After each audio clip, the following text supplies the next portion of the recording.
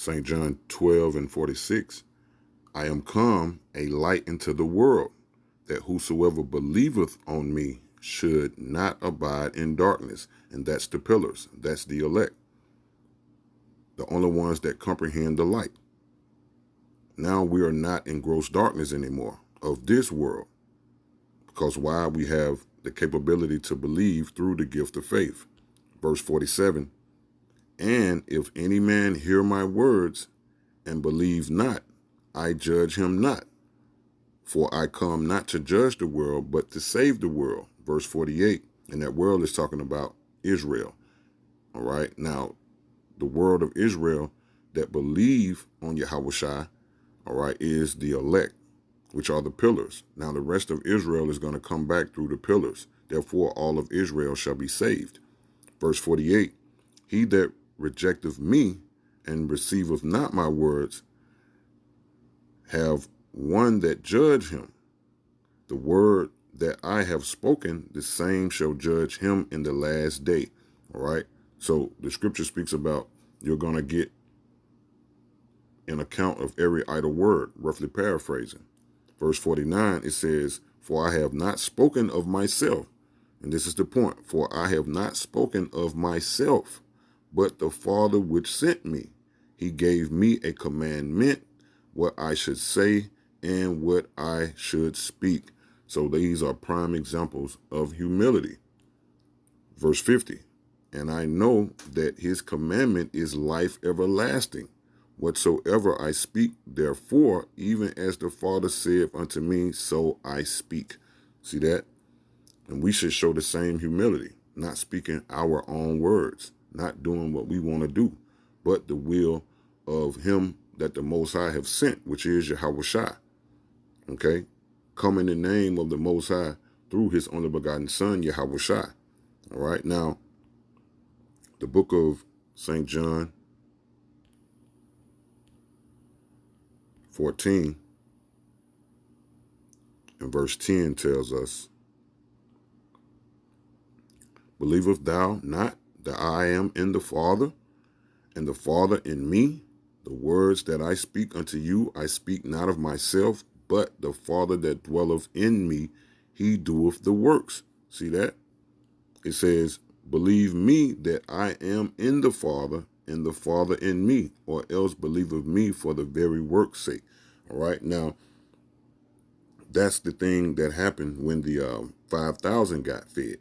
They believed in the miracles that they seen in Yahushua, and they tried to crown Yahushua. But Yahushua, knowing that it wasn't his time and all of the glory went to the Most High, he fled from being crowned. St. John 6, and I'm going to go straight to the point. Verse 15. When Yahushua therefore perceived that they would come to take him by force to make him a king, he departed again into the mountains himself alone. See that? So Yahushua, being filled with humility or clothed with humility, all right, that humble state that Yahushua was in, he was like, no, I'm not worthy of this crown right now. I haven't completed my mission. I'm going to get my glory from my Father and not from men. Let's read it again. St. John 6 and 15. When Yahushua therefore perceived that they would come and take him by force, so they were going to make him a king, all right, because of the miracles that they had received, which is him feeding them off of a small portion. It says, to make him a king, he departed again into a mountain himself alone. Yahushua showing that singleness. All right, being a good soldier, all right, being by himself. But the point is, Yahushua was clothed with humility, and he knew that it wasn't his time to be crowned yet, because he hadn't completed the will of him that sent him, which is Yahweh Ba'ashem Yahushua. These are examples of ultimate humility, all right, by the ultimate example that we want to learn or teach, which is Yahushua. All right, now, when you read the book of Philippians, chapter 2, and I'm going to start at verse 1. But before I get Philippians chapter 2 and beginning at verse 1, I got a simple Google definition of the word humility.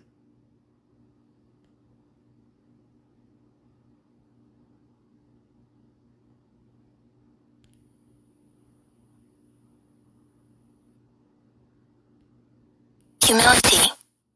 It says a modest or low view of one's own importance.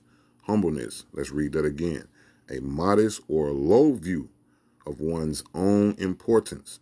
Humbleness. So Yahushua was filled with humility, or clothed with humility. All right?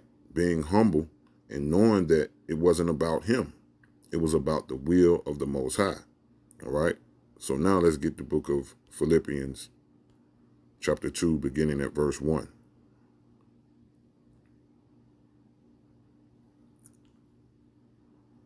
Philippians 2 and 1.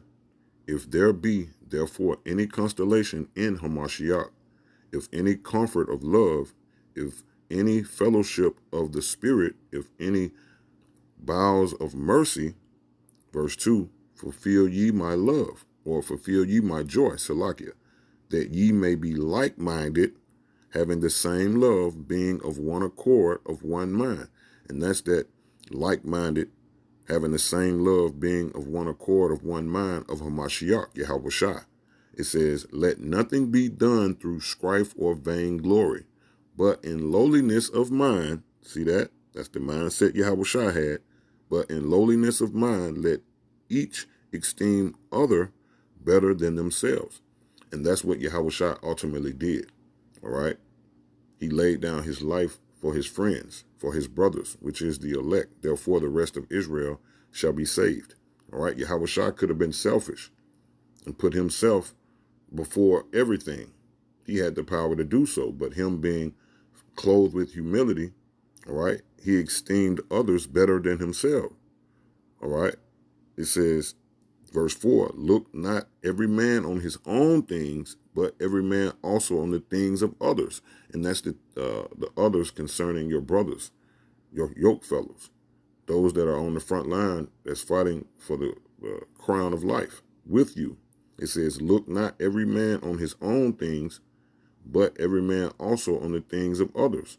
And the Apostle Paul is showing reverence unto what Yahushua did, okay, which is the epitome of humility, okay, Yahushua. Verse 5, it says, let this mind be in you, see that, which was also in Hamashiach, Yahushua. Verse 6, who, being in the form of the Most High, thought it not robbery to be equal with the Most High. Let's read that again, Philippians 2 and 6. Who, being in the form of the Most High, thought it not robbery to be equal with the Most High, but made himself of no reputation. Let's look up this word reputation, the pronunciation, in the Strong's G. Strong's G 2758. Kanao. It says, of Hamashiach, he laid aside equality with or the form of the Most High. All right. So he made himself of no reputation. All right. Laid down all equality to be equal with the Most High. And what? As the scripture tells us, and took upon him the form of a servant, and was made in the likeness of men. All right. Which is a weak state, being in his flesh. All right. That's why Yahushua also got tempted. All right. But he overcame that temptation. Verse 8, it says, and being found in the fashion as a man, he humbled himself and became obedient unto death, even the death of the cross. And that's him laying down his life for his friends, being that ultimate example for us to teach or to learn. Verse 9, wherefore the Most High also have highly exalted him. See that? That's why he fled when they was trying to crown him, because it wasn't his time yet, because he knew he had to complete a mission. That's the way he was going to get glorified. That's the way he was become, or going to become, the King of Kings and the Lord of Lords. It says, wherefore the Most High also have highly exalted him and given him a name which is above every name, all right, which is Yahweh, all right, meaning ranking. Okay, the ranking system start with Yahweh, okay? His name is above every name. Verse 20, Salakia, verse 10, that at the name of Yahweh every knee should bow, of things in heaven and things in earth and things under the earth, and that every tongue should confess that Yahweh HaMashiach is Lord, to the glory of the Most High, the Father. All right? So, all in all, Yahweh is the perfect example of being clothed with humility, all right? Or being humble in his greatest state, okay? And that's the footsteps that we want to walk in. So, Lord willing, I pray that this made sense and that this was edifying. This was just something on my spirit. Shalom. DTA. Stay humble.